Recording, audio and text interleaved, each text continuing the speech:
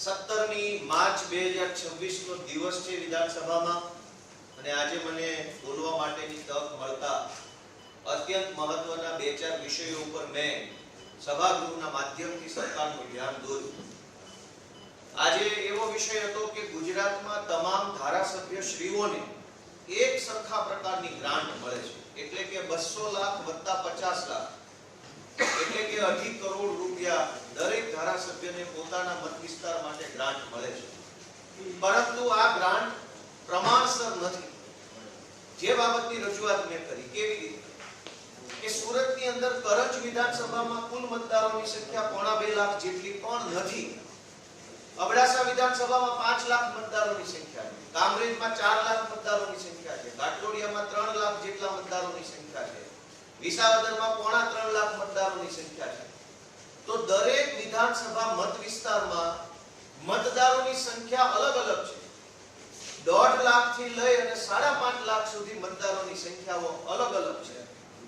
તો 5.5 લાખ મતદારો જે વિધાનસભામાં રહેતા હોય એ ધારાસભ્યને પણ 2.5 કરોડ, 1.5 લાખ મતદારો રહેતા હોય એને 2.5 કરોડ, 3 લાખ મતદારો રહેતા હોય એને 2.5 કરોડ, એ કેવી રીતે ચાલે?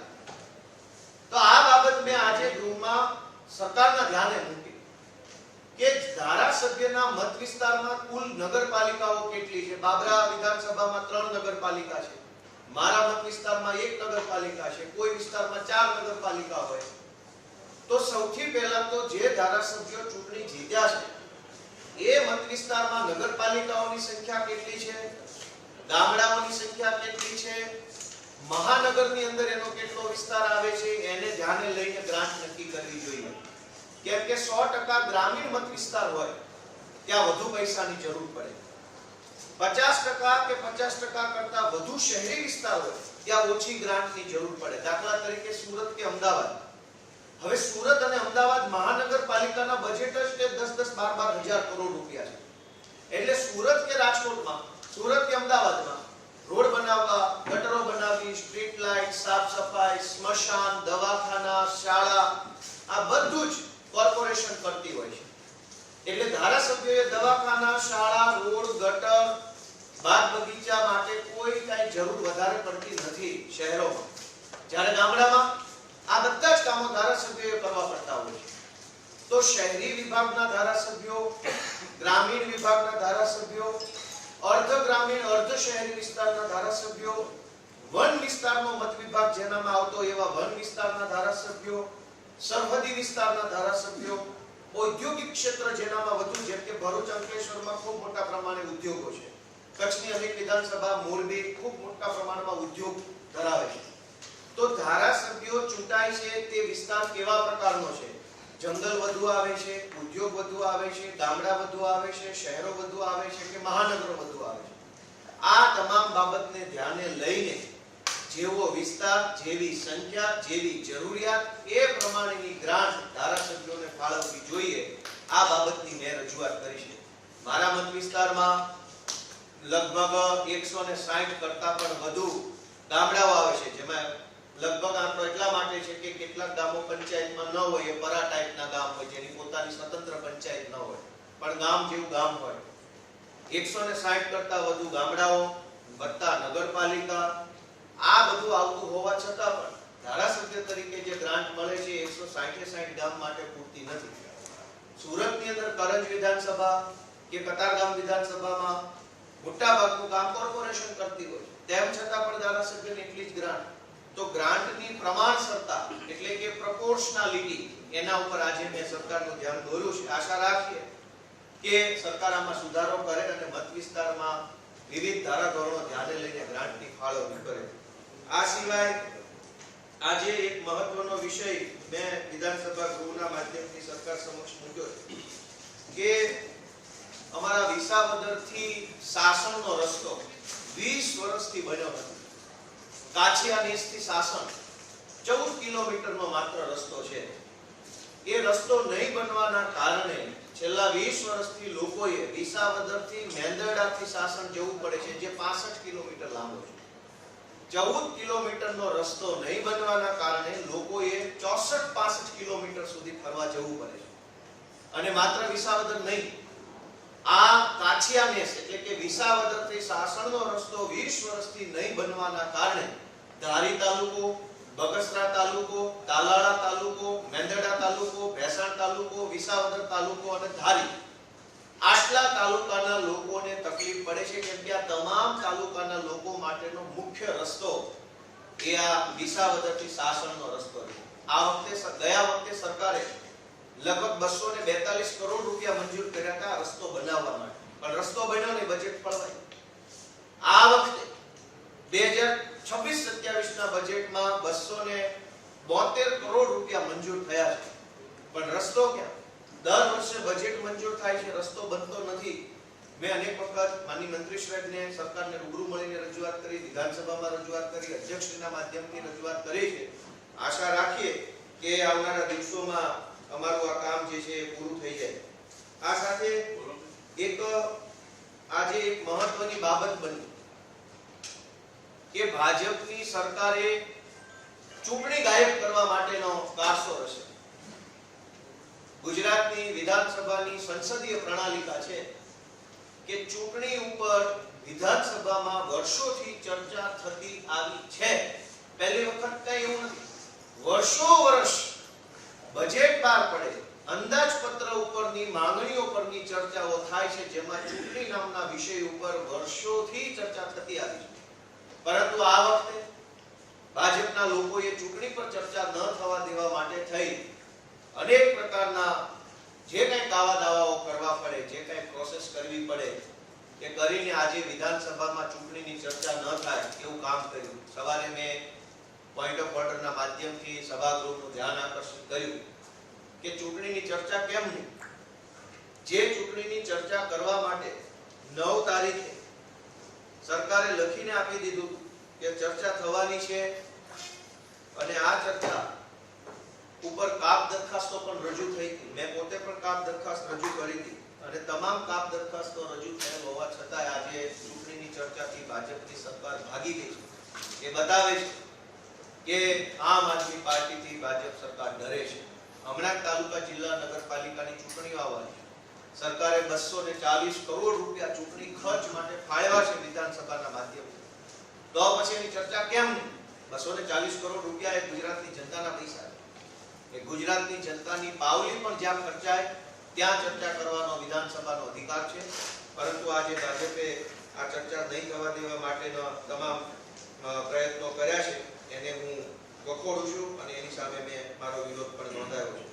મિત્રો, આજે વિધાનસભાની અંદર માંગણી દરમિયાન એક મેં એવી પણ ધારાસભ્યો માટે માંગણી કરી કે 200 કરોડના ખર્ચે ધારાસભ્યો માટે એમએલએ નિવાસ બન્યા નવા. દૂરથી જોઈએ ઘણા સારા લાગે છે. 200 કરોડ રૂપિયાના ખર્ચે ધારાસભ્ય નિવાસ બન્યા છે. સદસ્ય નિવાસ સંકુલ નામ આપ્યું. આ આખા સદસ્ય નિવાસ સંકુલમાં લાઇબ્રેરી જ નથી. દુનિયાના દેશો આજે પુસ્તકો તરફ આગળ વધી રહ્યા છે, પુસ્તકાલય તરફ આગળ વધી રહ્યા છે. સરકાર પણ વારંવાર પોતાના ભાષણોમાં એવું કહે છે વાંચે ગુજરાત, પણ ક્યાં જઈને? સદસ્ય નિવાસ સમિતિમાં અનેક ધારાસભ્યો પોતાના પરિવાર સાથે રહે છે. પરિવારમાં ભણતા બાળકો પણ છે. અનેક ધારાસભ્યો પોતે પણ અભ્યાસુ છે, વાંચવાના પોતે આદત ધરાવે છે, અથવા તો વિધાનસભાને લગતી કોઈ પણ માહિતી વાંચવા માટેના રસ ધરાવતા ધારાસભ્યો પણ છે. મેં પોતે મારો પણ દાખલો ઊભા થઈને આપ્યો કે મારે સંસદીય પ્રણાલિકા વિશે, વિધાનસભાની કામગીરી વિશે, જૂની ચર્ચાઓ વિશે વાંચવું હોય તો ક્યાં જઈને વાંચવા? 200 કરોડના ખર્ચે સદસ્ય નિવાસ બન્યું છે. એમાં એક લાઇબ્રેરી તો હોવી જોઈએ, કોમ્પ્યુટરો હોવા જોઈએ, થોડા ઘણા પ્રિન્ટરો હોવા જોઈએ, પુસ્તકો હોવા જોઈએ, જેથી કરીને ધારાસભ્ય અથવા એમના પરિવારના સભ્યોએ કંઈ વાંચવું, લખવું, જાણવું, સમજવું હોય તો લાઇબ્રેરીના માધ્યમથી વાંચી શકે. હવે આજે મેં રજૂઆત કરી છે, આશા રાખીએ, પણ હવે ક્યાં બનાવશે? જગ્યા જ રાખી નથી. કોઈને યાદ જ ના આવ્યું કે કેમ્પસ બની રહ્યું છે, ફૂલ ફ્લેજેડ કેમ્પસ. રમતગમતનો કોર્ટ બનાવ્યો, સ્વિમિંગ પુલ બનાવ્યો, ગાર્ડન બનાવ્યું, તો લાઇબ્રેરી ક્યાં ગઈ? તો આજે મેં વિધાનસભાના માધ્યમથી સરકારનું ધ્યાન દોર્યું છે કે ભાઈ આમાં હવે લાઇબ્રેરીનું કંઈક કરો તો અમારા બહેરા છોકરાઓને કંઈક વાંચવું હોય તો વાંચવા જઈ શકે. એટલે આજે કુલ મળીને ધારાસભ્યો માટેની 2 રજૂઆતો, વિસ્તારની જનતા માટેની 2 રજૂઆતો સહિત અન્ય તમામ રજૂઆતો મેં સરકાર સમક્ષ મૂકી છે. આશા રાખીએ કે કંઈક કામ થાય.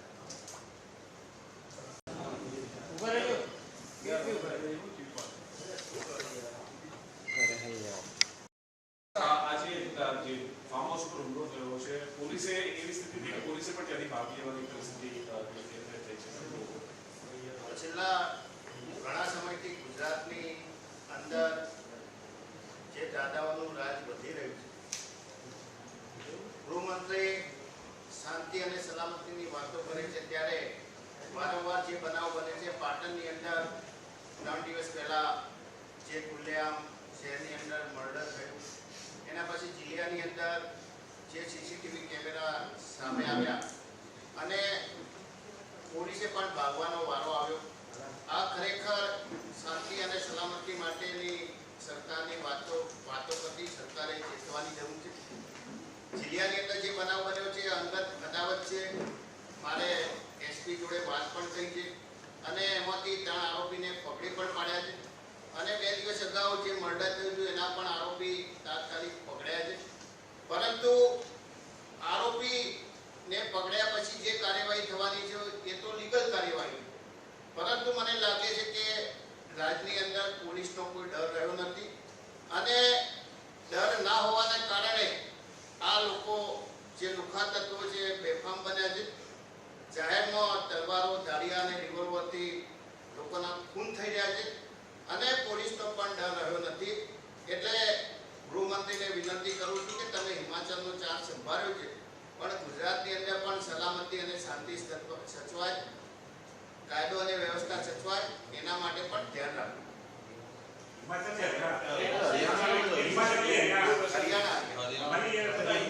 યુસીસીના સંદર્ભમાં જે અંતિમ દિવસે આવી રહી છે, કોંગ્રેસ પક્ષ તરીકે કેવી રીતે મને ખબર નહીં. યુસીસી ઘણો બધો વિવાદ હતો. ઘણા બધા વિવાદને અંતે કેન્દ્ર સરકારે કમિટી બનાવી હતી અને કમિટીનો જે રિપોર્ટ આવ્યો છે સુપ્રત થવાનો છે અને એ રિપોર્ટ આવ્યા પછી તેની અંદર શું જોગવાઈ કરવામાં આવી છે એનો અભ્યાસ કર્યા પછી અમે આગળની વાત કરીએ.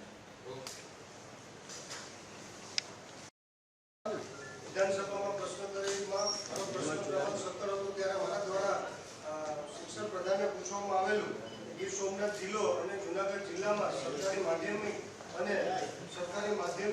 અને પ્રાથમિક શાળાઓને ઓરડાની કેટલી ઘટ છે, ત્યારે મને જવાબ આપવામાં આવ્યો કે ગીર સોમનાથ જિલ્લામાં પ્રાથમિક શાળામાં 152 ઓરડાની ઘટ છે અને માધ્યમિકમાં 5 ઓરડાની ઘટ છે અને જૂનાગઢ જિલ્લામાં 107 ઓરડાની પ્રાથમિક શાળામાં ઘટ છે અને માધ્યમિક શાળામાં 9 ઓરડાની ઘટ છે. ત્યારે એમને પૂછવામાં આવ્યું કે કેટલા સમયમાં બનાવવામાં આવશે, ત્યારે જે બધામાં બીજા પણ પ્રશ્નો હતા એમાં પણ બધામાં એક જ જવાબ દેવામાં આવ્યો કે તબક્કાવાર જેમ બને તેમ ઝડપથી બનાવવામાં આવશે.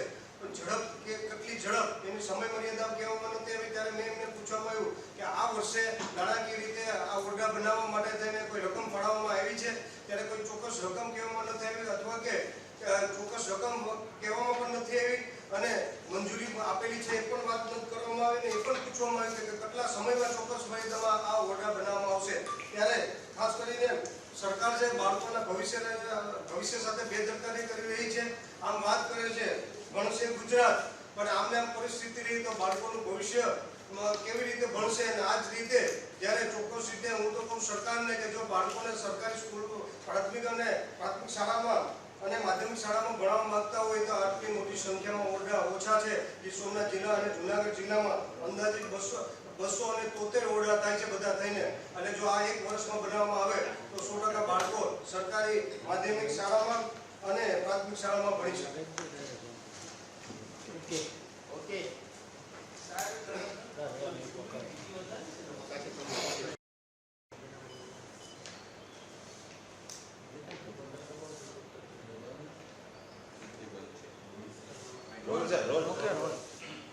આજે વિધાનસભા ગૃહની અંદર માનનીય મંત્રીશ્રી દ્વારા માંગણી ક્રમાંક નંબર 3940 આરોપીઓ યોજના લઈને આવ્યા હતા અને સાથોસાથ મંત્રીશ્રી દ્વારા માર્ગ અને મકાન વિભાગની પણ માંગણીઓ લઈને આવ્યા હતા, જેની અંદર મેં મારા સૂચનો આપ્યા હતા, મારા વિચારો રજૂ કર્યા હતા અને સાથોસાથ કામ દરખાસ્ત પણ મૂકી હતી.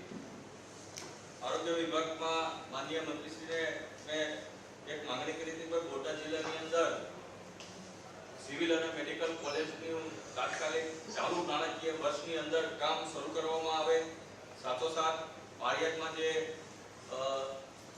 CSC સેન્ટરનું જે બિલ્ડિંગ મંજૂર કરવામાં આવ્યું છે લાઠીગઢમાં જે મંજૂર કરવામાં આવ્યું છે તે બિલ્ડિંગનું કામ ચાલુ નાણાકીય વર્ષમાં શરૂ કરવામાં આવે. સાથોસાથ હળદર ખાતે એક સબ પીએસસી સેન્ટર બનાવવાની એક માંગણી કરવામાં આવી હતી અને સાથોસાથ અહીંયા જે બોટાદ સોનાવાલા હોસ્પિટલ છે તેમાં મહેકમ પ્રમાણે સ્ટાફની ઘટ છે તો એ પૂર્તતા કરવામાં આવે અને એક સોનોગ્રાફી મશીન જે હાલ અત્યારે બંધ છે તો નવું આપવામાં આવે તેવી એક વિધાનસભા ગૃહના મારફતે માંગણી કરી હતી. સાથોસાથ સોનાવાલા હોસ્પિટલની અંદર ફિઝિયોથેરાપી એક ચાલુ કરવામાં આવે તે પ્રકારની એક માંગણી કરી હતી અને સાથોસાથ તમે જોયું છે કે ગુજરાતની અંદર ખૂબ જ દૂધ હોય, દહીં હોય, તેલ હોય એટલે કે ખાદ્ય પદાર્થની અંદર કેમિકલ યુક્ત પદાર્થોની ભેળસેળ થાય છે. તેના કારણે દર વર્ષે 1 લાખ કરતા વધારે લોકો કેન્સરથી પીડિત બને છે જે ખરેખર ચિંતાજનક બાબત છે. ત્યારે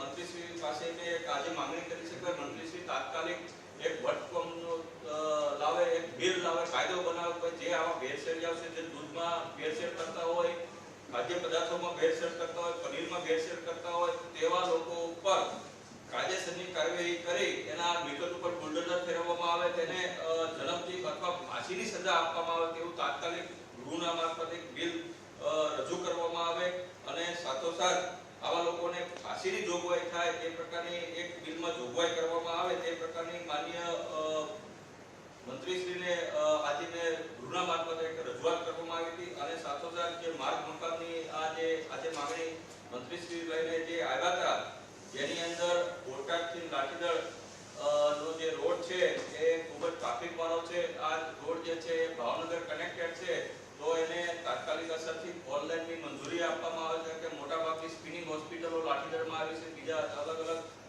મોટા ઉદ્યોગો આવ્યા છે તેને ધ્યાનમાં રાખી તાત્કાલિક અસરથી બોટાદ, લાઠીગઢ અને કેરીના ઢાળ સુધી 4 લેન રોડ બનાવવામાં આવે. સાથોસાથ બોટાદ શહેરની અંદર જે ભાવનગર ફાટક ઉપર જે રેલવે ફાટક આવેલું છે ત્યાં ખૂબ જ ટ્રાફિકનો વિકટ પ્રશ્ન બને છે કારણ કે પીપાવાવ અમદાવાદની એક્સપ્રેસ લાઇન બોટાદ શહેરમાંથી નીકળે છે, 20-20 મિનિટે ટ્રેનોની અવરજવર થાય છે એટલે ટ્રાફિકનો ખૂબ વિકટ પ્રશ્ન હોવાને કારણે એક બોટાદ શહેરની ઉપર જે ફાટક ઉપર એક ઓવરબ્રિજ, અંડરબ્રિજ બનાવવાની એક માંગણી કરવામાં આવી હતી અને સાથોસાથ બોટાદના જે પંચાયત દ્વારા હસ્તકના આરએબી પંચાયત હસ્તકના જે રોડોની કામગીરી છે એ ખૂબ જ ગુણવત્તાવિહીન છે તો આવા જે કામ કરનાર એજન્સી છે એની ઉપર તાત્કાલિક પગલાં ભરી અને કાયદેસરની પગલાં ભરવામાં આવે તેવી એક માંગ કરવામાં આવી હતી.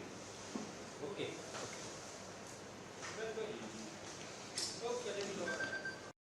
આપણા આરોગ્ય મંત્રીશ્રી માટે મુંબઈ જતા હોય તો એનો મતલબ એમ છે કે આપણે ક્યાંક ને ક્યાંક ગુજરાતમાં જે આપણે આરોગ્યની સેવા જે હોસ્પિટલ છે એ ક્યાંક ને ક્યાંક એમાં કાંઈક ઘટે છે તો જે મુંબઈમાં જે રીતના સુવિધા જે